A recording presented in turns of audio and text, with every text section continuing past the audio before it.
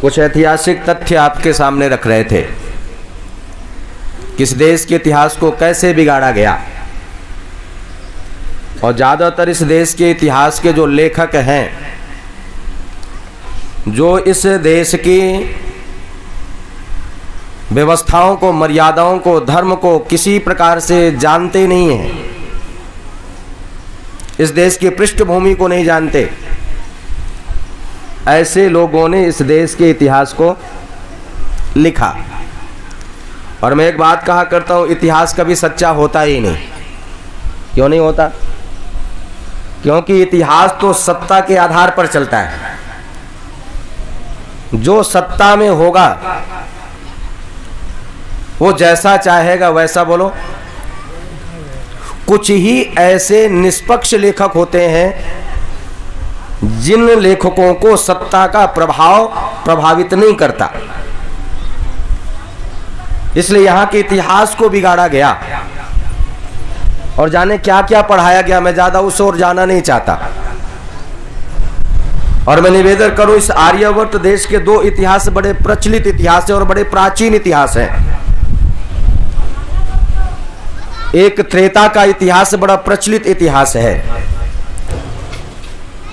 और त्रेता के इतिहास के जो लेखक हैं, राम की जीवनी के जो लेखक हैं, जिन्होंने वास्तव में राम के जीवन को जाना है और लिखा है और राम के समकालीन हैं, जिन्होंने रामायण लिखी है,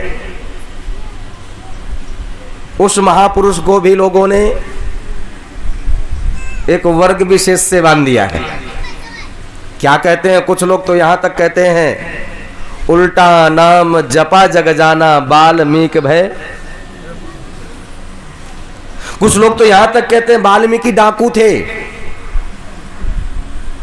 लेकिन वाल्मीकि रामायण उठा करके पढ़िए, उनकी जीवनी, उनके पुरखों की, उनका जो जीवनी, उनका जब परिचय दिया गया है, वो ऋषि की संतान है, साधारण व्यक्तित्व तो नहीं है, वो ऋषि हैं। और उन्होंने राम के चरित्र को बड़ी अच्छी प्रकार से लिखा है। एक इतिहास तो वो है, और दूसरा इतिहास हमारा त्रेता का इतिहास है। वैसे महाभारत का नाम पहले महाभारत नहीं था। क्या नाम रखा गया था? जय। बाद में महाभारत उसको नाम दिया गया है। और महाभारत हमारे पतन का इतिहास है। जहां रामायण हमारे उत्थान का इतिहास है, हमारे आदर्श का इतिहास है, वहीं पर महाभारत क्या है? हमारे पतन का इतिहास है। और पतन की बड़ी पराकाष्ठा है। लेकिन मैं यहां पर पतन की बात क्यों करूं? क्यों जी? पतन की बात करने से कोई लाभ मिलने वाला नहीं है, इसलिए बात करो तो कैसी करो? उत्थान की।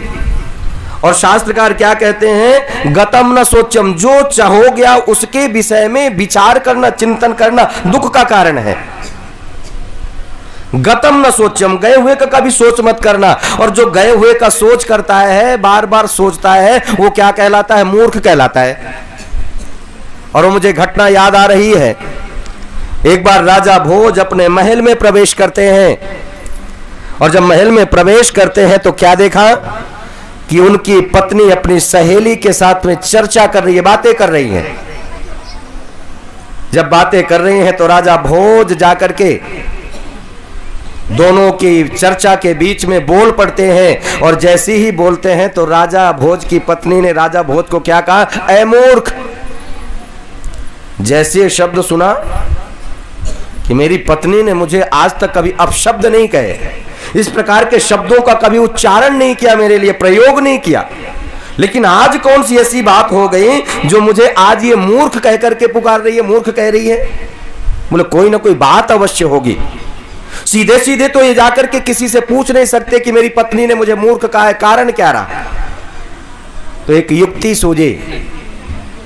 राज्यसभा में विद्वानों को आमंत्रित किया, लेकिन राजा भोज के राज्य में एक बहुत बड़े विद्वान सामने से आ रहे हैं, और उस विद्वान को आता हुआ राजा भोज ने देखा, और देखते ही क्या कहा? ऐ मूर्ख। और जब ये कहा ऐ मूर्ख, तो विद्वान क्या कहते हैं? राजन, मैं मूर्ख कैसे हो गया? खादन न गच्छामि, मैं खाते हुए चलता नहीं। लेकिन आज सारी की सारी दुनिया मूर्ख है कि नहीं है? क्यों जी?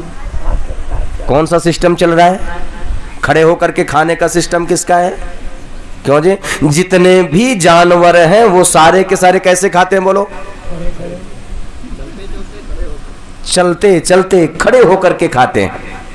लेकिन यहां क्या कहा जाए? खादन न गच्छामि, मैं खाते हुए चलता नहीं। और जब खाते हुए चलता नहीं तो मैं मूर्ख नहीं हो सकता। और जो खाते हुए चलता है वो क्या है बोलो? मूर्ख है। और सारा का सारा समाज मूर्ख बनता हुआ चला जा रहा है। खादन न गच्छामि हसन न जल पे, मैं हंसते हुए जल नहीं पीता। खादन न गच्छामि हसन न जल पे, द्वाभ्याम तृतीयो न भवामि राजन। जहां दो आपस में वार्ता कर रहे हो, चर्चाएं कर रहे हो, तो बिना बुलाए मैं उनके बीच में बोलता नहीं। और आगे बड़ी सुंदर बात कहते हैं, गतम न सोच्यम, गए हुए का कभी सोच नहीं करता। और एक बड़ी महत्वपूर्ण बात कहते हैं, कृतम न मन्ये, यदि किसी के साथ मैंने उपकार कर दिया तो उस उपकार को बार बार मैं बोलता नहीं, कहता नहीं। तो किम कारणम भोज भवामि मूर्खा, मैं किस कारण से मूर्ख हुआ। अब राजा को समझ में आ गया, मेरी पत्नी ने मुझे मूर्ख क्यों कहा था। इसलिए जो गए हुए का सोच करता है, बीते हुए का सोच करता है, वो निश्चित रूप से कहीं ना कहीं दुखी होता है, मूर्ख कहलाता है। इसलिए जो बीत गया उसको सोचना, उस पर चिंतन करना व्यर्थ है। हाँ, उस गए हुए से, गलत बीते हुए से, अरे उससे शिक्षा लेकर के हम अपने जीवन में सुधार कर लें। इसलिए मैं पतन के इतिहास की चर्चा नहीं करूंगा। क्यों? क्योंकि महाभारत में पतन की पराकाष्ठा है। और कैसे पतन की पराकाष्ठा है? क्यों जी? बेटे का रिश्ता कौन देखता है? बेटे का जो रिश्ता देखता है कौन देखता है? पिता। उसके संबंध को कौन जोड़ता है बोलो? पिता जो होता है अपने पुत्र के रिश्ते को करता है। लेकिन महाभारत में उल्टा, क्या उल्टा है? बेटा स्वयं अपने पिता के रिश्ते की बात करने के लिए गया है। इससे ज्यादा पतन और क्या हो सकता है? और यदि उस दिन ये विचारधारा देवव्रत के मन में नहीं आती, निवेदन कर दो उस दिन वो प्रतिज्ञा नहीं की होती, तो मेरे देश का ये पतन होने वाला नहीं था। इस देश को एक अच्छा राजा मिल जाता, और जब देश को अच्छा राजा मिल जाता तो महाभारत जैसा विनाशकारी बोलो युद्ध नहीं होता।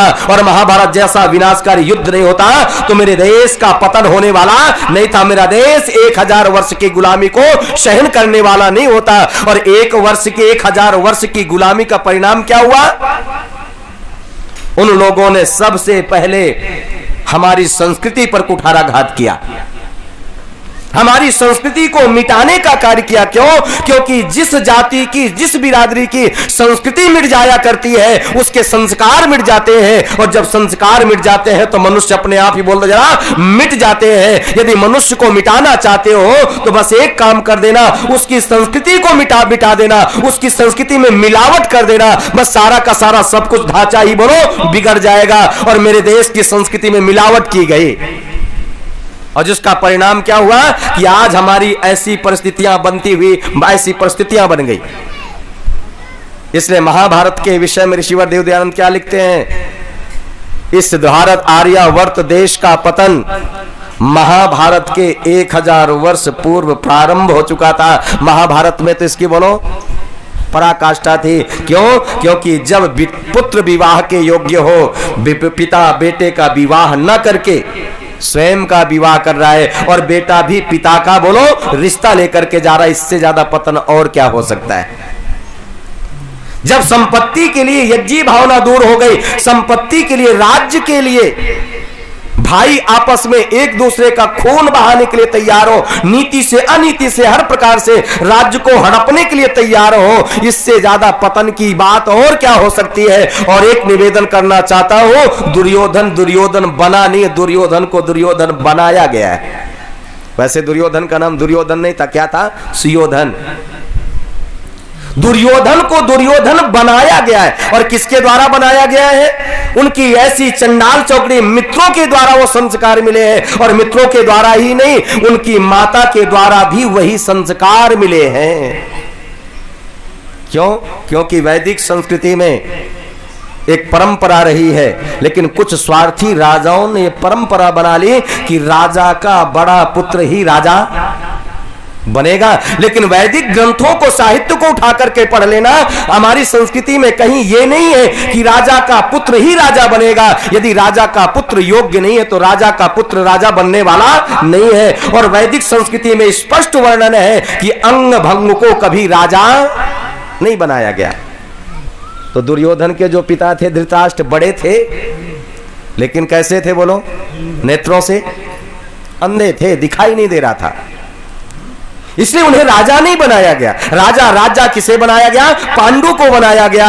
लेकिन वहां पर एक बात कही गई, एक निर्णय लिया गया कि अब कुंती पांडु का भी विवाह हो गया है, इधर धृतराष्ट्र का भी विवाह हो गया है। लेकिन अब निर्णय कैसे हो? राज्य का अधिकारी देखा जाए तो कौन है? यदि ये कहा जाए कि राजा का बड़ा पुत्र ही राजा बनेगा, इस दृष्टि से राज्य का अधिकारी कौन है बोलो? धृतराष्ट्र है। इसलिए दोनों को बात ना खले, इसलिए एक काम करते हैं, इन दोनों में से जिसका पहले पुत्र होगा वही राज्य का अधिकारी बनेगा। यदि कुंती पुत्र को पहले जन्म देती है तो कुंती का बेटा युवराज बनेगा, और यदि गांधारी अपने पुत्र को पहले जन्म देती है तो गांधारी का पुत्र युवराज बनेगा। गांधारी का निवास कहां है? महल में है। और कुंती का निवास कहां है? वन में है, जंगल में रहती है। अब दोनों माताओं के उदर में संतान का जब आगमन हुआ, दोनों माताओं को पता चला मेरी उदर में संतान है। अब दोनों माताएं ईश्वर से प्रार्थना करती हैं। और क्या प्रार्थना करती हैं? क्योंकि प्रत्येक मां की भावना होती है मेरी संतान, मेरे जीवन में यदि अभाव रहा तो कोई बात नहीं, लेकिन मेरी संतान के जीवन में किसी प्रकार का कोई अभाव, कमी नहीं रहनी चाहिए। मेरी संतान यदि माता पिता का बस चले, उनका सामर्थ्य हो, तो अपनी संतान को दुनिया की सारी दौलत बोलो लुटा देगी। बस ये माताएं भी दोनों प्रार्थनाएं कर रही हैं। और क्या प्रार्थना करती हैं? इधर कुंती प्रार्थना कर रही है मेरा बेटा पहले जन्म ले ताकि मेरा बेटा राजा बन जाए। माता गांधारी भी पीछे नहीं हट रही। माता गांधारी भी यही प्रार्थना कर रही है, प्रभु मेरा बेटा पहले जन्म ले ताकि मेरा बेटा राजा बने। मेरा पति तो अंग भंग था, अंधा था, इसलिए राज्य का अधिकारी नहीं बन पाया, राजा नहीं बन पाया, लेकिन मेरी संतान पहले जन्म ले ताकि मेरी संतान राजा बन जाए। लेकिन दुर्भाग्य गांधारी का, पहले बेटे को जन्म किसने दिया? कुंती ने दिया। और आज की जैसी व्यवस्थाएं तो नहीं थी कि एक सेकंड में सारी सूचना। वो वातावरण भी कितना अच्छा था। पहले पत्राचार, पत्र लिखा करते थे, और वो पत्र लोग बार बार उठा करके बोलो पढ़ा करते थे। आज ये ईमेल में और निवेदन कर दूं, व्हाट्सएप संदेश में कोई ज्यादा अपनत्व तो नहीं रहता, लेकिन जो पत्र लिखे जाते थे उनमें अपनत्व की भावना होती थी और बार बार पढ़ते थे, बड़ा आनंद आता था। और पत्र भी सूचना के लिए जब भेजते थे तो कितने दिनों में पहुंचता था? ज्यादा जल्दी पहुंच जाए तो 10 से 15 दिन तो समय लग ही जाता था। और आज तो 1 मिनट में सारी की सारी सूचनाएं मिल जाती हैं, और यही विनाश का कारण होता जा रहा है। क्यों जी? ससुराल में बेटी चली गई, और ससुराल जाने से पहले ही बेटी की माँ ने क्या पकड़ा दिया, पिता ने क्या पकड़ा दिया? मोबाइल दे दिया। बेटे थोड़ी सी भी बात हो तुरंत चिंता मत करना, हमें सूचना दे देना, बस 1 घंटे के समय में ही हम तुम्हारे पास पहुंच जाएंगे और फिर तुम्हारी ससुराल वालों को देख लेंगे। बहू का सास ससुराल में झगड़ा हो गया। पहले यदि ससुराल में बहू का झगड़ा होता था, क्यों जी? सूचना के ऐसे यंत्र नहीं थे, सूचनाएं बहुत दिनों के बाद में पहुंचती थी, तब तक सारा का सारा झगड़ा बोल दो जरा शांत हो जाता था, सब सुलह हो जाती थी। अब तो 1 मिनट में सूचना पहुंच गई, और वो सूचना आग में घी डालने का काम करती है। तो समय साधन नहीं थे, एक संदेश वाहक को वहां से वन से भेजा गया राजभवन के लिए, राज्यसभा के लिए, कि जाओ राजभवन में जाकर के सूचना दे देना कुंती ने युवराज को जन्म दिया है।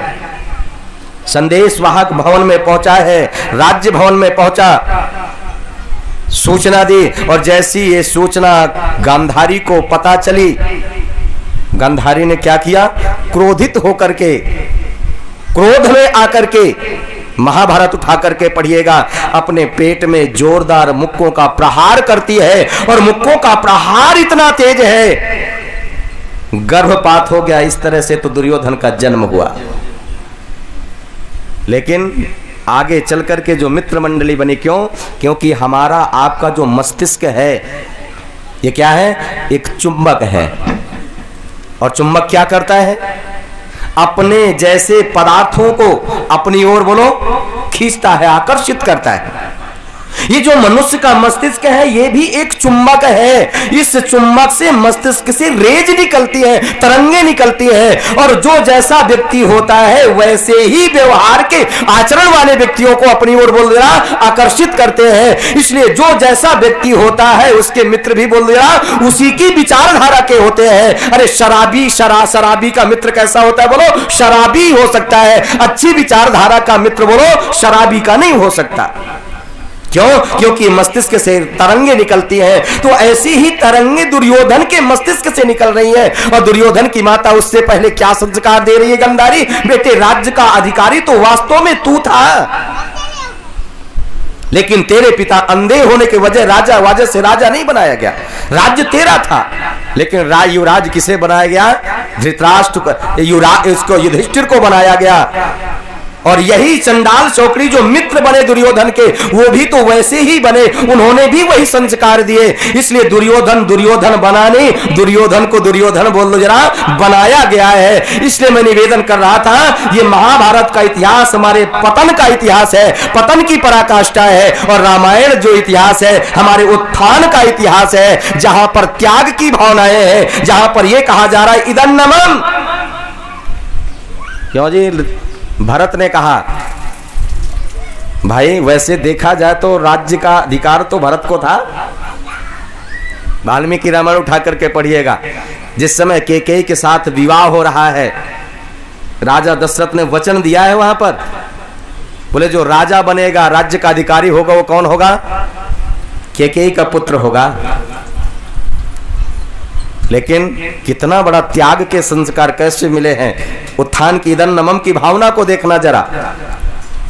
भरत कहते हैं भले ही वहां वचन दिया गया हो, लेकिन राज्य का अधिकारी मैं नहीं हूं। क्यों? क्योंकि राम मेरे से योग्य हैं। और राम कैसे हैं? लोगों के दिलों में बसने वाले हैं। राम केवल नाम ही नहीं है, राम ने अपने जीवन को ऐसा बनाया है, दोनों लोगों के हृदय में राम बसा हुआ है। इसलिए इस राज्य का अधिकारी तो कोई हो सकता है तो केवल राम हो सकता है, भरत राज्य का अधिकारी नहीं हो सकता। और जब चित्रकूट में दोनों भाइयों का मिलन हुआ, देखना जरा त्याग की पराकाष्ठा को। दोनों भाई मिले हैं और उससे पहले भरत ने अयोध्या की सेना को ले लिया, चारों प्रकार की सेनाओं को ले लिया है, और अयोध्या का ध्वज भी ले लिया है, माताओं को भी साथ में ले लिया, मंत्रियों को भी साथ में ले लिया। और क्यों साथ में लेकर के सेना गए हैं? इसलिए साथ में सेना और मंत्रियों को लेकर के गए हैं कि राम को वहीं से राजा बना करके लेकर के आना है। राम को राजा बनाने में देरी नहीं करनी है। लेकिन जब वन के लिए प्रस्थान, चित्रकूट के लिए प्रस्थान करते हैं, सेना के चलने से धूल उड़ रही है आकाश में, और उड़ती हुई धूल को लक्ष्मण ने देखा। और लक्ष्मण ने उड़ती हुई धूल को देखा, एक पेड़ पे चढ़ करके देखा तो ध्वज कहां का दिखाई दिया? अयोध्या का ध्वज दिखाई दे रहा है। और अयोध्या के ध्वज को देख करके लक्ष्मण राम के पास में आते हैं और राम से आकर के कहते हैं, भाई राम, जिस बात की शंका थी वही हो गया।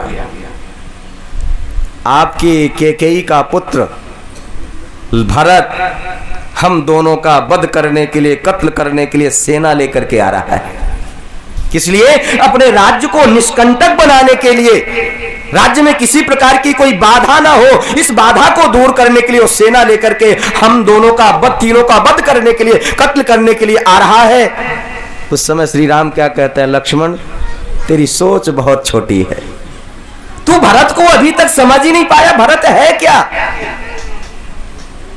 अरे भरत कभी ऐसा पाप मन में विचार भी इसके भरत के मन में आ नहीं सकते। अरे भरत आ तो रहा है सेना लेकर के, लेकिन भ्रातृ प्रेम से भर करके आ रहा है। और भरत की स्थिति का भी वर्णन लेखकों ने किया है। कैसे भरत चल करके आ रहा है, पागलों की तरह से आगे आगे ध्वज लेकर के नंगे पैर दौड़ता हुआ आ रहा है। अरे बाल बिखरे हुए हैं, आगे आगे सेना से दौड़ लगा रहा है, नंगे पैरों दौड़ता हुआ चला जा रहा है। किसके लिए? भ्रातृ प्रेम से भर करके अपने भाई से मिलने के लिए। अरे जैसे अरे गाय का बछड़ा अपनी मां से मिलने के लिए आतुर होता है, ऐसे ही आतुर होकर के भरत राम से मिलने के लिए चल पड़े हैं। और उस समय श्री राम कहते हैं, लक्ष्मण तुझे राज्य की इतनी ही लालसा है तो मेरे भाई भरत को आने दो। मैं भरत से कहूंगा कि ये राज्य, अयोध्या का राज्य लक्ष्मण को दे दे, और 1 मिनट की भी देरी नहीं करेगा, सारा का सारा राज्य तुम्हें सौंप देगा। और जब भरत सामने से आते हुए दिखाई दिए, देखना जरा त्याग की पराकाष्ठा को। दोनों भाइयों के मन में विचार है, राम के मन में भी विचार है, भरत के मन में भी विचार है। और क्या विचार हैं? बड़े उच्चता के विचार हैं, आदर्श के विचार हैं। भरत सोचते हैं मेरा भाई, मैं अपने भाई के पैरों को जब हाथ लगाऊंगा वो लगाने नहीं देंगे, वो हृदय से लगा लेंगे। लेकिन ऐसा नहीं होना चाहिए, मेरा स्थान तो राम के चरणों में है, इसलिए वो मुझे उठाए उससे पहले मैं राम के पैरों को पकड़ लूं। और राम क्या सोच रहे हैं? मेरा भाई मेरे पैरों की ओर बढ़ेगा, लेकिन उसे उसका स्थान पैरों में नहीं है, उसका स्थान तो कहां है बोलो? हृदय में है। वो झुकना नहीं चाहिए, वो झुके उससे पहले मैं भरत को अपने हृदय से लगा लूं। दोनों भाई आज गले लग करके मिले हैं, और ऐसे मिले हैं दोनों की आंखों में गंगा यमुना की धारा बह पड़ी। और भरत कहते हैं मैं आपको राजा बनाने के लिए लेकर के आया हूं, आपको राजा बनना है। भरत कहते हैं नहीं, राम कहते हैं भाई भरत, अयोध्या का राज्य तो तुझे पिता ने दिया है, और वन का राज्य मुझे मेरे पिता ने दिया है। तुम अपने वचन का पालन करो, मैं भी अपने वचन का पालन करूं। भरत कहते हैं नहीं भाई राम, चलना पड़ेगा। क्यों? अधिकार आपका है, अधिकार मेरा नहीं है। श्री राम ने जब मना कर दिया मैं वापस नहीं जा सकता, तो भरत एक बात कहते हैं, भाई राम कोई ऐसा कार्य कर दो जो मेरा कार्य आसान हो जाए, धरोहर समझ करके मैं व्यवस्थाएं संभालता रहूं, इस राज्य का अधिकार तो आपको ही है। और भरत कहते हैं भाई मेरा काम आसान करने के लिए थोड़ा सा काम करो, अपने पैरों को थोड़ा सा उठाओ। और जैसे ही श्री राम ने पैरों को उठाया, भरत को अवसर मिला। भरत ने क्या किया? चरण पादुकाओं को पैरों से नीचे से उठा लिया, निकाल लिया, और उन चरण पादुकाओं को कहां रखा? सर पर रखा है। और भरत कहते हैं भाई राम मेरा तो कार्य हो गया। और अयोध्या की गद्दी, राजगद्दी कैसी थी? ऐसी वैसी नहीं थी साहब। जिस गद्दी में बैठ करके सारे विश्व पर शासन किया जाता था, यानी चक्रवर्ती राजा बनता था, बाकी जो राजा होते थे सब उसके अधीनस्थ राजा होते थे, मांडलिक राजा होते थे। ऐसे सिंहासन को ही दोनों भाइयों ने क्या बना लिया? फुटबॉल बना ली है। एक ओर राम खड़े हो गए, दूसरी ओर भरत खड़े हो गए। इधर से राम ठोकर लगाते हैं तो दूसरी तरफ से भरत ठोकर लगा देते हैं। लेकिन दोनों भाइयों में से किसी ने राज्य को स्वीकार नहीं किया। और 14 वर्षों तक शासन किसने किया है? चरण पादुकाओं ने शासन किया। इतिहास की ऐसी पहली घटना हो सकती है, और ये कार्य तो केवल राम और भरत ही कर सकते हैं। कोई राजा नहीं है, और राज्य की व्यवस्थाएं भी सारी की सारी चल रही हैं, लेकिन शासन कौन कर रहा है बोलो?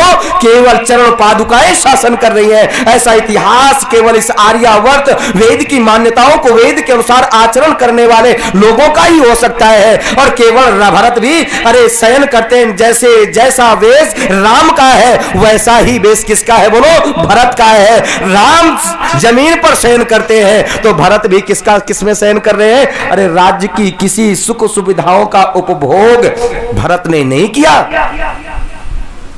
नंदीग्राम में भरत ने गड्ढा खुदवा दिया। क्यों? क्योंकि भाई के बराबर नहीं लेट सकता, इसलिए नंदीग्राम में भरत ने गड्ढा खुदवा दिया, उसी गड्ढे में शयन करता है।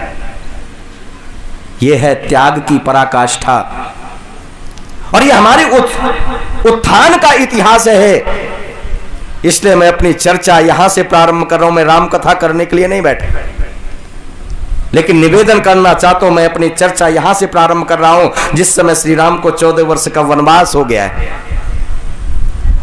भरत राम वनगमन की तैयारी कर रहे हैं और उस समय कैकेयी आकर के कहती है, बेटे भरत राम तू वन को जाना नहीं चाहता, मेरी बात को मानना नहीं चाहता। तो रात्रि में मैंने निवेदन किया था, राम एक बात कहते हैं, मां मैं उतनी देर अयोध्या नगरी में रुकूंगा जितनी देर मुझे मेरी मां से आशीर्वाद लेने में लगेगा। और एक बात कहते हैं, राम कहते हैं, अरे अयोध्या जाने से पूर्व मैं अपने पिता का आशीर्वाद तो ले लूं, उनसे मिल तो लूं, क्या स्थिति है, मना स्थिति है।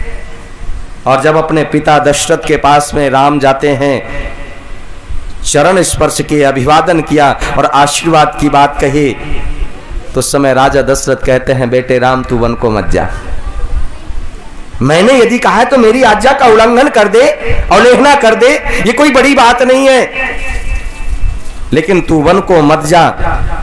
और एक बात राजा दशरथ कहते हैं, बेटे राम तू तो मेरा आज्ञाकारी पुत्र है, मेरी हर बात को मानता है, एक छोटी सी मेरी बात मान ले, मेरी आज्ञा का उल्लंघन मत करना। तो उस समय श्री राम क्या कहते हैं, पिताजी आपका आदेश हो तो आपका पुत्र पहाड़ से छलांग लगा करके प्राणों को समाप्त कर सकता है, लेकिन ये राम आपकी आज्ञा का उल्लंघन कभी नहीं कर सकता। लेकिन आज के राम की स्थिति क्या है, क्यों जी मनोज जी? पिता ने कहा बेटे पानी ले आ, सुबह सुबह क्या कहता है, रात में क्या खा करके ऐसा सोया था जो सुबह सुबह प्यास लग गई। लेकिन क्यों जी सावन में क्या लेने के लिए जाएगा, कावड़ लेने के लिए जाएगा, बड़ा भगत बनेगा। पिता ने मना किया, पैसे नहीं है अभी, बोले नहीं जाऊंगा। बोले क्या करें, जब पैसे की व्यवस्था नहीं तो कैसे जाएगा? बोले कहीं से भी व्यवस्था कर, और नहीं करेगा तो ये लठ रखा है, सर फोड़ूंगा और जाऊंगा जरूर। सर फोड़ करके माता पिता का कहां जा रहा है, बोलो कावड़ लेने जा रहा है। पिता ने पानी मांगा, पानी देने के लिए तैयार नहीं है।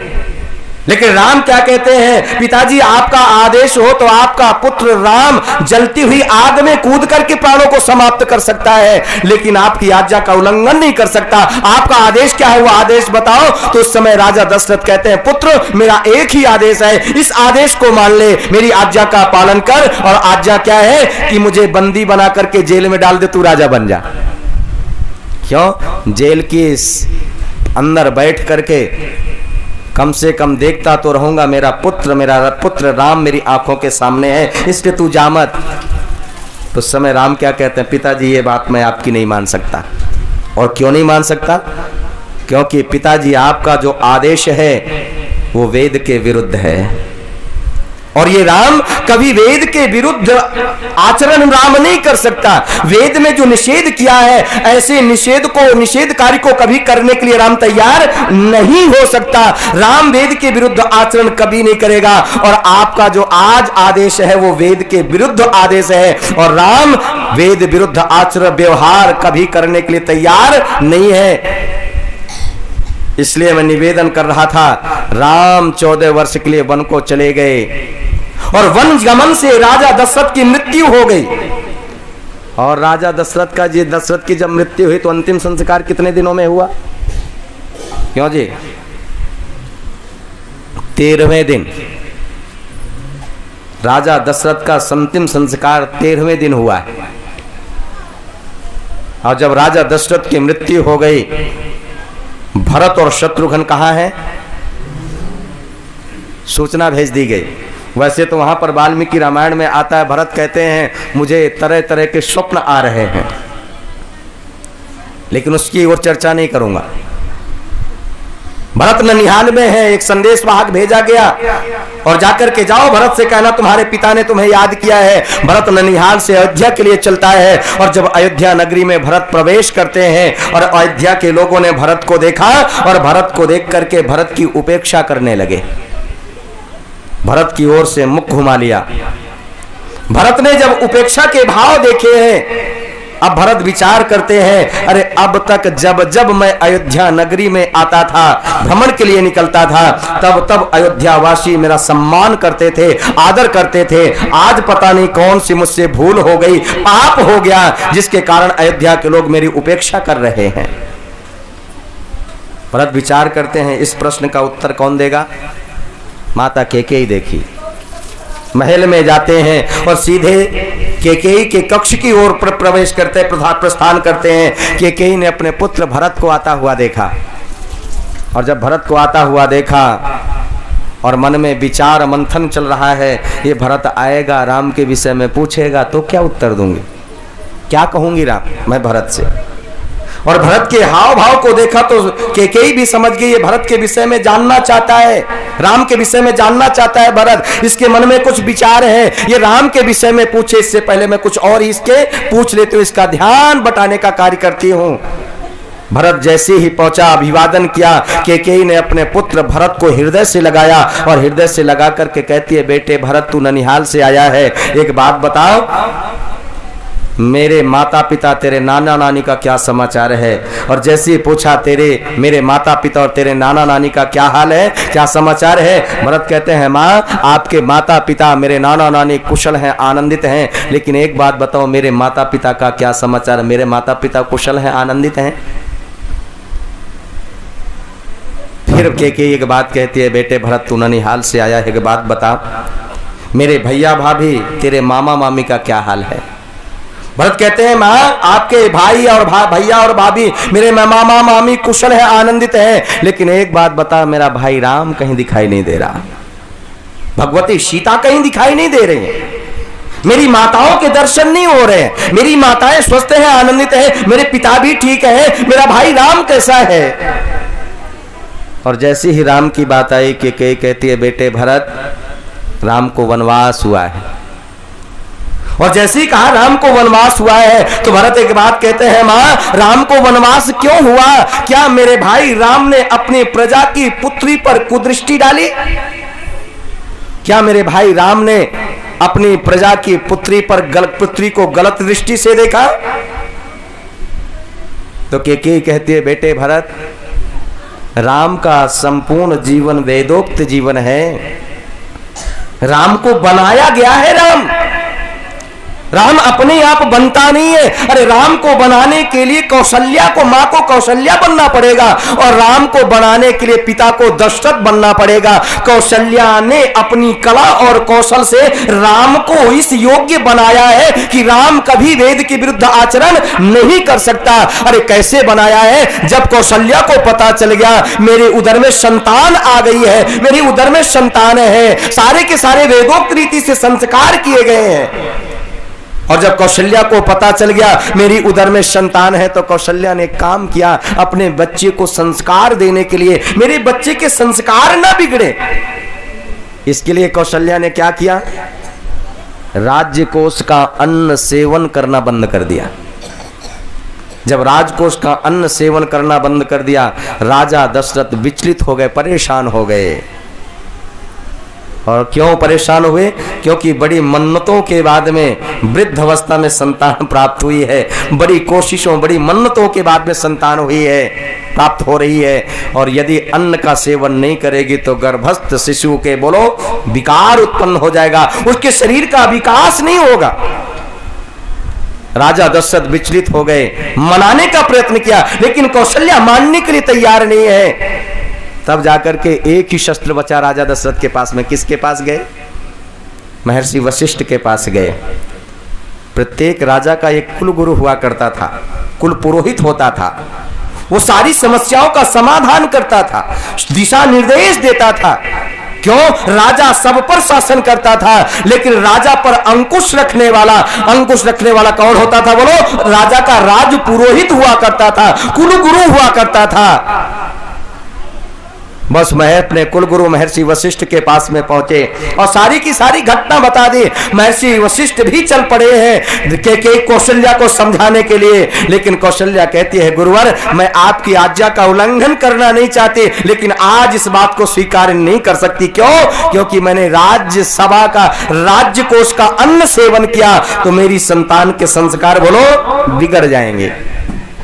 और क्यों बिगड़ जाएंगे, क्योंकि राजा का जो कोष बढ़ता है, राज के कोष की जो वृद्धि होती है वो कैसी होती है बोलो, प्रजा के कर से राजा का कोष बढ़ता है। और राजा की प्रजा में ऐसे लोग होंगे जो यज्ञ न करने वाले होंगे, लेकिन यहाँ का गौरव था, राजा यहाँ का घोषणा करता था ऋषियों के चरणों में बैठ करके। जब ऋषियों ने राजा का भोजन अस्वीकार कर दिया तो यहाँ का राजा क्या घोषणा करता था, नामेस्तेने जनपदे, ये ऋषियों मेरे राज्य में कोई चोर नहीं है। लेकिन यहाँ तो राजा ही बोलो, क्या करोगे? बस जैसे ही कहा कि इसलिए मैं राज्य के कोष का अन्न सेवन नहीं करना चाहती, क्यों? राजा का जो कोष बढ़ रहा है वो प्रजा के कर से बढ़ेगा, और ऐसे अन्न को खा करके मैं अपने बच्चों के गर्भस्थ शिशु के संस्कारों को बिगाड़ना नहीं चाहती। क्यों? क्योंकि राम को बनाया है किसने? कौशल्या ने बनाया है। तब के कहती है, बेटे भरत, राम ऐसा कभी पाप नहीं कर सकता, मन में भी ऐसे कभी दुर्भावनाएं नहीं आ सकती राम के कि अपनी प्रजा की पुत्री पर कुदृष्टि डाल सके। तो भरत कहते हैं, फिर राम को वनवास क्यों हुआ? क्या मेरे भाई राम ने किसी गौशाला को जला दिया?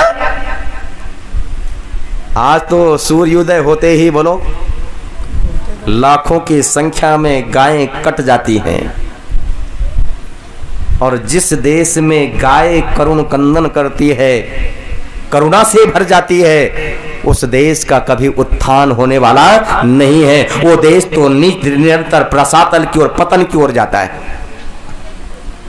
और एक बात कहना चाहूंगा कि धर्म के आगे लोगों ने कोई बात सोची ही नहीं थी कि भी धर्म से आगे भी कोई बात हो सकती है। लेकिन दुनिया के महापुरुषों को उठा करके पढ़ लेना, दो महापुरुष ऐसे हुए हैं जिन्होंने धर्म से एक कदम आगे बढ़ करके बात कही है। एक महापुरुष योगीराज कृष्ण महाराज हैं, और दूसरे कलयुग के ऋषि महर्षि प्रवरदेव दयानंद हैं, जो धर्म को लांघ करके धर्म से एक पग आगे की बात कही है। और ऋषि दयानंद धर्म से आगे की बात करते हुए क्या कहते हैं? आर्य समाज का एक नियम दिया, सबसे प्रीतिपूर्वक धर्मानुसार यथा योग्य वर्तना चाहिए। अरे सबसे पहली बात तो क्या है? प्रीति का व्यवहार। फिर दूसरी बात क्या है? धर्म के अनुसार धर्म की बात कह करके। और योगी राजकृष्ण महाराज ने भी बोलो ये प्रयास किया, पहले प्रीति से समझाया, और जब प्रीति से बात नहीं बनी तो धर्म की दुहाई दे करके समझाने का प्रयत्न किया, और जब धर्म की भी बात नहीं माना तब यथा योग्य। और एक बात और लोग कहते हैं, बोले जिससे धर्म का ये महाभारत का युद्ध करवाने वाला कोई और नहीं, कृष्ण था। अरे इतनी लाखों की सेनाओं को, लोगों को मरवा दिया, और फिर से योगीराज कृष्ण कहते हो? और कृष्ण ने झूठ बोल करके मरवाया। पहले तो धर्म का उपदेश देने लगे, अर्जुन ने जहां शस्त्र डाल दिए थे उसे धर्म का उपदेश देकर के युद्ध करने के लिए तैयार कर दिया। लेकिन ऐसे धर्म योद्धा ने, धर्म को मानने वाले ने, योगीराज कृष्ण ने भी झूठ बुलवाया। और कब झूठ बुलवाया? युधिष्ठिर से जाकर के, अर्जुन से जाकर के कहा, अर्जुन झूठ बोलो, और यदि झूठ नहीं बोलोगे तो कोई नहीं बचेगा। क्यों? क्योंकि जिस स्थिति से, जिस गति से द्रोणाचार्य युद्ध कर रहे हैं, इस गति से यदि युद्ध करते रहे तो ज्यादा दिन तक युद्ध चलने वाला नहीं है। इसलिए झूठ बोलना पड़ेगा। जा झूठ बोलो और क्या कहो जाकर के, क्योंकि द्रोणाचार्य ने एक संकल्प लिया है, व्रत लिया है कि किसी ने आकर के मेरे पुत्र की मृत्यु का समाचार दिया, उसी समय मैं शस्त्र डाल दूंगा, युद्ध नहीं करूंगा। जाओ जाकर के कहो मृत्यु का समाचार दो पुत्र के। तो अर्जुन कहता मैं कहूंगा तो बात नहीं मानेगा। और अर्जुन गए भी और जाकर के कहा भी कि आपका पुत्र नहीं रहा। बोले तेरी बात का विश्वास नहीं है। क्यों? तो युद्ध जीतने के लिए झूठ भी बोल सकता है। फिर अर्जुन ने कहा किसकी बात को मानोगे? बोले एक व्यक्ति है। और वो कौन है? यदि युधिष्ठिर आकर के कहे तो मैं बात मान लूंगा। अब योगीराज कृष्ण ने क्या कहा? युधिष्ठिर झूठ बोलो। बोले नहीं बोल सकता। बोले बोलना पड़ेगा। और एक श्लोक है उसमें महाभारत में वो श्लोक ही गलत है। समझे? जब सीधे सीधे कह दिया अश्वत्थामा मारा गया, फिर वहां नरो व कुंजरो व की बात क्या आ गई? समझे? वो भी तो झूठी है। युधिष्ठिर ने कहा जाओ बोलना पड़ेगा। बोले झूठ नहीं बोल सकता। बोले तू जाकर के कहे तो सही जाकर के। और भीम ने क्या किया? बोले मैं तुम्हारा काम आसान कर दे रहा हूं। और क्या आसान किया? गदा उठाई और अश्वत्थामा नाम का जो गज था, हाथी था, उसको मार दिया। बोले अब तो परेशानी नहीं है, बस तुम्हें कुछ कहने की आवश्यकता नहीं, जाओ जाकर के कहना अश्वत्थामा मारा गया। और जैसे ही ये शब्द बोले अश्वत्थामा मारा गया, बस कृष्ण की चाल देखिएगा जरा, शंख घड़ियाल शोर मचा दिया। वो शोर में वो शब्द दुर्योधन को द्रोणाचार्य के कानों में पड़े नहीं। क्यों? युधिष्ठिर कह रहा था कि वो हाथी है, वो और कोई मनुष्य नहीं है, वो हाथी मरा है जो मारा गया है, कोई और कोई नहीं है। लेकिन इतना शोर मचा दिया गया कि युधिष्ठिर के शब्द द्रोणाचार्य तक बोलो पहुंचे ही नहीं है। इसने कहा कि धर्म से आगे बढ़ करके यदि धर्म की स्थापना के लिए कोई किसी ने बात कही तो योगीराज कृष्ण महाराज ने और महर्षि प्रबल देव आनंद ने कही। अरे धर्म से आगे कोई सोच नहीं रहा था। क्यों? क्योंकि गाय की रक्षा करना लोगों ने क्या माना था? धर्म माना था। और इसी धर्म भीरुओं ने बोलो धर्म को आगे आड़ में लेकर के लोगों ने हमारे देश पर आक्रमण किया। आताताइयों ने मुगलों ने क्या किया? कुछ हजार गायों को आगे कर लिया। पूरे जानते थे धर्म से आगे बढ़ करके नई बात सोचेंगे। गायों को आगे कर लिया, आगे गायों के पीछे स्वयं छिप गए और हमारे सैनिकों का, राजाओं का वध करने लगे। लेकिन हमारी सेना ने क्या किया? अब ये तो गाय है और गाय तो धर्म का प्रतीक है, धर्म से आगे हम नहीं जा सकते। और यदि कुछ हजार धर्म से आगे एक कदम आगे बढ़ा देते, उस समय उन गायों का कत्ल हो जाता तो आज हजारों की संख्या में, लाखों की संख्या में नहीं कटती। उस समय तो कुछ हजार ही मरती। लेकिन निवेदन कर दूं, आज जो लाखों की संख्याओं में कट रही वो कभी कटने वाली नहीं थे। तब राम के भरत कहते हैं क्या मेरे भाई राम ने गौशाला को जलाया जिसके कारण राम को बन जाना पड़ा? के कहती है बेटे भरत ऐसा पाप राम नहीं कर सकता। तो फिर राम को वनवास क्यों हुआ? तो के कहती हैं बेटे राम को वनवास मैंने भेजा है। और किसके लिए भेजा? तेरे लिए भेजा। क्यों? क्योंकि राम बन जाएगा तो मेरा पुत्र राजा बनेगा। और जैसी बात कही कि मैंने तो तुझे राजा बनाने के लिए राम को वनवास भेजा है, वन भेजा है, तो उस समय भरत क्या कहते हैं? जिस समय तुम मेरे भाई राम को वनवास मांग रही थी तो तुम्हारी जीवा कट करके क्यों नहीं गिरी? और एक बात कहते हैं, अपशब्द अपनी माता केके को कहते हैं आज तो तुम्हें माँ कहने में भी मुझे लज्जा आ रही है, शर्म आ रही है, तू मेरी माँ नहीं हो सकती। सामने शत्रुघ्न खड़ा है और शत्रुघ्न की ओर इशारा करते हुए भरत कहते हैं भाई शत्रुघ्न पिता का देहांत हो गया, अंतिम संस्कार भी करना होगा, लेकिन जहां पिता की चिता तैयार करना वहीं भरत की भी चिता दूसरी तैयार कर देना। क्यों? क्योंकि राम के बिना भरत जीवित रहने वाला नहीं है।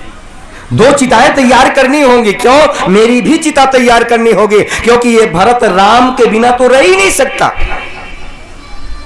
और इतिहासकार लिखता है तभी भरत ने तलवार हाथ में ले ली और अपनी गर्दन पर तलवार चलाने ही वाले थे तो पीछे से कांपती हुई आवाज आ रही है।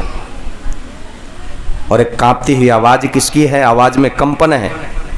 और आवाज किसकी है? माता कौशल्या की आवाज है। और एक बात कहती है कौशल्या बेटे भरत अब रंग में भंग क्यों डाल रहा है? तेरी मन की इच्छा तो पूरी हो गई, तू राजा बनेगा। तब भरत आंखों में आंसू भर करके कौशल्या के पैरों को पकड़ करके कहते हैं माँ आप भी ये सोच रही हैं कि मैं राम को वन भिजवा सकता हूँ? मैं राजा राम के रहते हुए बन सकता हूँ? वाल्मीकि रामायण उठा करके पढ़िएगा, वहां पर भरत शपथ लेते हैं और एक बात कहते हैं मां यदि राम के विषय में ऐसे कभी मेरे मन में विचार आए हो कि मैं राजा बनूं और मेरा भाई राम वन को चला जाए तो मुझे वह पाप लगे जो सूर्य उदय होने के बाद में सोने वालों को पाप लगता है। मां यदि मैंने ऐसा कभी सोचा हो, ऐसा कभी विचार मेरे मन में आया हो तो मुझे वह पाप लगे जो सूर्याभिमुख होकर के मलमूत्र का परित्याग करते हैं। इससे पता चलता है कि हमारे यहां दैनिक कर्म से निवृत्ति सूर्य उदय होने से पहले ही व्यक्ति निवृत्त हो जाता था। और जब सूर्य उदय होता था उस समय क्या करते थे बोलो? अग्निहोत्र देव यज्ञ कर रहे होते थे।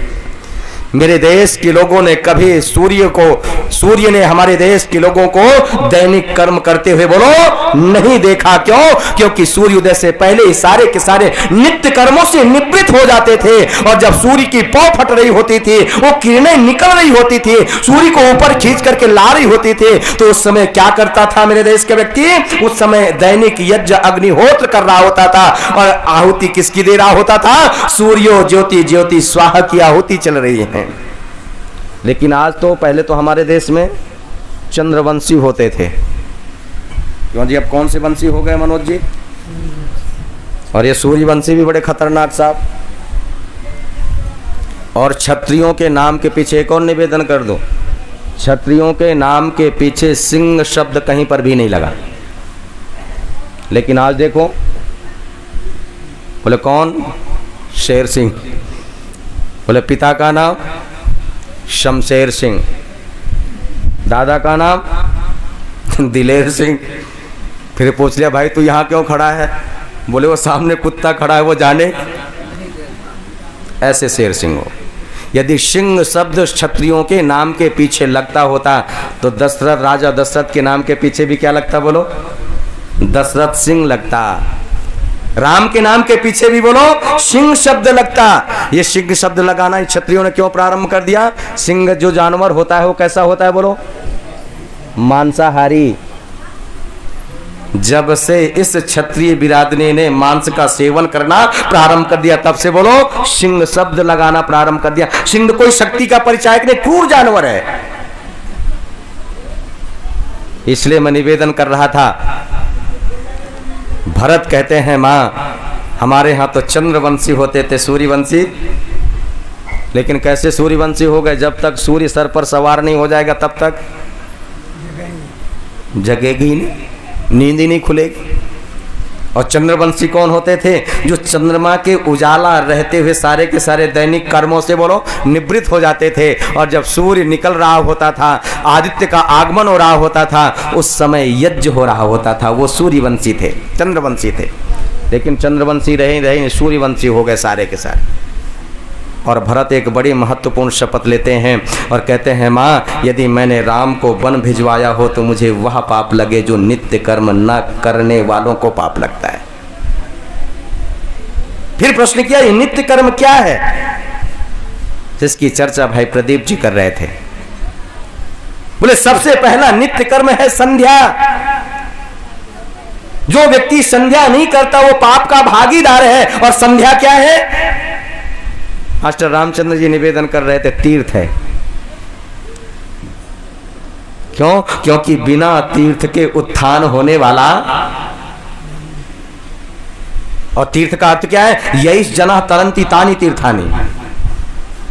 जिसे करके व्यक्ति तर जाता है, पार हो जाता है, अपने जीवन के लक्ष्य को प्राप्त कर लेता है, उन समस्त साधनों को क्या कहा जाएगा? बोलो, तीर्थ कहा जाएगा। और संध्या करने से व्यक्ति अपने जीवन के उद्देश्य को, लक्ष्य को प्राप्त कर लेता है। इसलिए संध्या क्या है? बोलो, तीर्थ है। इसकी चर्चा फिर बाद में करेंगे, समय बहुत हो जाएगा। अभी तक इतनी देर भूमिका इसीलिए बनाई। इसलिए क्या कहा? संध्या क्या है? तीर्थ है। और संध्या पर 7 दिन की कथा है, क्योंकि संध्या का जो क्रम ऋषि दयानंद ने दिया है, क्रम तोड़ दिए। उस संध्या में ऋषिवर देव दयानंद ने 6 अनुष्ठानों का वर्णन करते हैं। और एक एक अनुष्ठान बड़ा महत्वपूर्ण है, बड़ा गजब का अनुष्ठान है। और इन 6 अनुष्ठानों को, संध्या के 6 अनुष्ठानों को जो व्यक्ति अपने जीवन में कर लेता है, निश्चित रूप से उसके जीवन का लक्ष्य प्राप्त हो जाता है। फिर वो क्या हो जाता है? वो हल्का हो जाता है। इस अंधकार तम रूपी प्रकृति से उठ करके, इस अंधकार रूपी संसार से उठ करके वो आदित्य प्रभु परमपिता परमात्मा तक पहुंच जाता है। क्यों? क्योंकि उपस्थान का अर्थ ही है कि स्तंभ रूपी प्रकृति से मैं ऊपर उठ करके आत्म तत्व तक पहुंच गया हूं। और केवल आत्म तत्व तक नहीं, उस प्रभु परमपिता परमात्मा तक मैं पहुंच गया हूं। उद्भयम तमसस् परिस्वाहा। क्यों? सूर्य की किरणें जब जल पे पड़ती हैं तो जल कैसा हो जाता है? बोलो, हल्का हो जाता है। और कितना हल्का हो जाता है? हल्का होकर के सूर्य की किरणों के प्रभाव में आकर के इतना हल्का हो गया, इतना ऊपर उठ गया, इतना ऊपर उठ गया। कहां तक पहुंच गया? बोलो, आदित्य तक पहुंच गया। और जब आदित्य तक पहुंच गया तो जल कहता है आपके संपर्क में आकर के, सानिध्य में आकर के मैं बहुत हल्का हो गया, बहुत ऊपर उठ गया, लेकिन यहां आने का कोई लाभ, मेरा उपयोग कैसे करेंगे लोग? इसलिए मैं लोगों को लाभ पहुंचाना चाहता हूं। इसलिए क्या करो? बस मुझे भेजो। बादल बना दिए, बादल बन करके वो जल वर्षा। भक्त भी इस तमरु की प्रकृति से ऊपर उठ जाता है और ऊपर उठ करके प्रभु आत्म तत्व को प्राप्त करता है और आत्म तत्व को प्राप्त करके परम पिता परमात्मा को प्राप्त करता है। तो संध्या की व्याख्या फिर कल है ना जी, क्योंकि लोग जाने लगे, बोले कमबख्त अब रुक, बहुत देर हो गई। इसलिए आप सब लोगों ने सुना, इसलिए आप सभी का हृदय से धन्यवाद। रात्रि की सभा और कल की 2 सभाएं शेष हैं, 3 सभाएं शेष हैं। इसलिए आप सभी से निवेदन है इस कार्यक्रम का लाभ उठाएं। कोरोना काल में बड़ा संकट रहा, कार्यक्रम सारे के सारे बंद रहे। अब धीरे से प्रारंभ हुए हैं तो इनका लाभ उठा लो। क्यों, जो धन कमा रहे उससे कुछ मिलने वाला मिलता होता तो सारे के सारे सब कुछ मिल जाता। कोरोना काल में कोई कमी नहीं रहती। कोरोना काल में लोगों को अपनी औकात का पता चल गया, हमारी औकात कितनी है। धन से क्या, क्यों धन को तो लोगों ने क्या मान लिया था, धन क्या है, खुदा है, खुदा से कम नहीं है, सब कुछ धन से मिल जाएगा।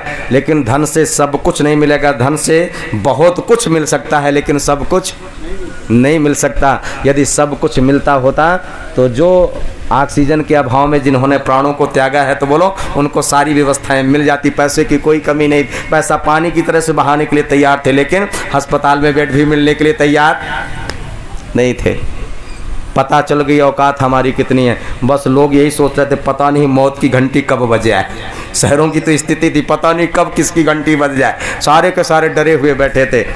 और अब भी ये तो केवल एक संदेश था कि संभल जाओ, और यदि अब भी ना समझे फिर क्या होगा, और भयानक बीमारियां आएंगी। क्यों, वातावरण ऐसा तैयार होता जा रहा है। इसलिए संभल जाओ। और कोरोना तो वैदिक है पूर्ण रूप से, मैं तो कहूँगा। क्यों, वैदिक मान्यताओं को स्थापित किया। पहले लोग लाशों को बोलो गाड़ते थे, बोले आप कह दिया कोरोना काल में गाड़ो मत, वायरस जीवित रहने की संभावनाएं हैं। बोले क्या करो जिससे वायरस जीवित ना रहे, बोले एक ही व्यवस्था है, वो वेद की व्यवस्था है। कौन सी व्यवस्था है, बोलो भस्मांतम शरीरम, भस्म करो। और बोले एक व्यवस्था हमारी वैदिक कौन सी थी जी, हमारे यहाँ हाथ मिलाने की कोई परंपरा नहीं थी। और वैदिक व्यवस्था क्या थी, बोलो नमस्ते की परंपरा थी। तो कोरोना ने कह दिया मिलो मत, हाथ मत मिलाओ, क्या करो दूर से नमस्ते करो। बहुत सारी अच्छी बातें सिखा करके जाएगा, लेकिन है तो बीमारी ही। एक छोटा सा वायरस, अदृश्य वायरस, और इतना अदृश्य भी नहीं, यंत्रों से देखा जा सकता है, लेकिन ईश्वर पर तो विश्वास ही नहीं है। अरे इस अदृश्य वायरस से रक्षा वही अदृश्य शक्ति परमपिता परमात्मा करेगी। तो आप सब लोगों ने सुना, आप सबका हृदय से धन्यवाद। शांति पाठ और कार्यक्रम का समापन। ओम द्यौः शांतिरंतरिक्षं शांति, पृथ्वी शांतिरापः शांतिरोषधयः शांति, वनस्पतयः शांतिर्विश्वे देवाः शांतिर्ब्रह्म शांति, सर्वं शांति शांतिरेव शांति, सामा शांतिरेधि। ओम शांति शांति शांति। बोलिए सत्य सनातन वैदिक धर्म के गुरुवर ब्रजानंद के, महर्षि प्रवर देवदयानंद के, योगीराज श्री कृष्णचंद्र के, मर्यादा पुरुषोत्तम श्री रामचंद्र के, भारत माता के, गौ माता के, देश और धर्म पर मरने वाले वीर वीरांगनाओं के, जो बोले सो अभय प्रणवध्वनि। ओ